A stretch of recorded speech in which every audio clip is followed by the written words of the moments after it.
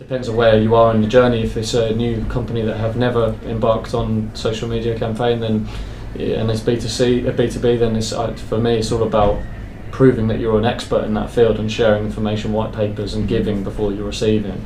B2C, I'd argue that you don't need to establish that relationship prior to asking for something. It's more about the product that you're offering.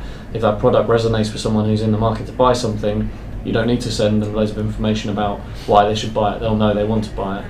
But it's also like your users, isn't it? If you're, depending on the demographic you're targeting, they are more likely or less likely to spend time on different social networks. Increasingly, the evidence is that the demographic is getting older, and then younger people are actually moving away from Facebook because that's where their mum and dad go.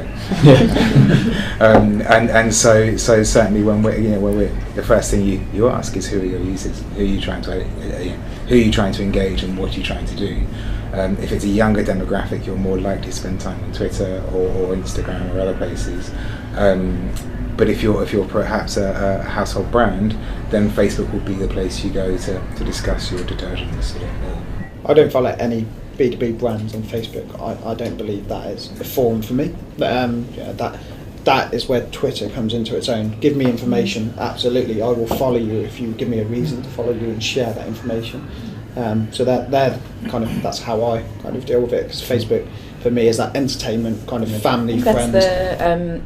That's quite a widely held opinion, that Facebook is more consumer and Twitter and LinkedIn are more B2B, and it's been extremely useful for us because Facebook is the top lead generator, the top player in all our B2B lead generating campaigns, and that's because as part of consultative, all the B2B clients that we work with, it's all about consultative selling. It's not about getting people to a shopping cart, and there's just people spend more time on Facebook, and they're willing to engage with things that they're interested in via even if that's to do with their work. But most importantly, Facebook gives you so much information on who's on it. So, I mean, if you just look in Facebook advertising at the data there, you'll see there's literally millions of people in the UK interested in software, software as a service, or small business or entrepreneurship or something like that, which makes it extremely valuable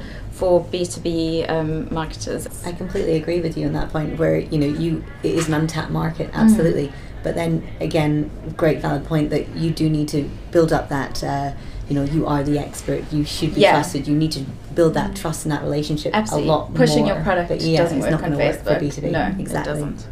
It doesn't work in the B2C world as well. If you just say for motors, if we just said buy this car every day, we'd have no followers. I wouldn't even want to do that job. We've actually had some similar experiences with Facebook, and it surprised me in the social CEO research that I mentioned that Facebook was the primary platform for the most socially active CEOs within the social space, which actually, when we've been discussing that with clients, it's been quite a useful proof point to be, I'm not going to just write that off as being a consumer platform. But I would totally agree that it starts with the audience, and that audience mapping piece needs to really come first before you then define your channel strategy and content strategy and kind of developing that content engine and content marketing approach, which is really important for that lead generation piece. But I think there's a real process there, but if you don't start with the audience and where they are, then you could be speaking in the wrong, in the room, and they're not even there.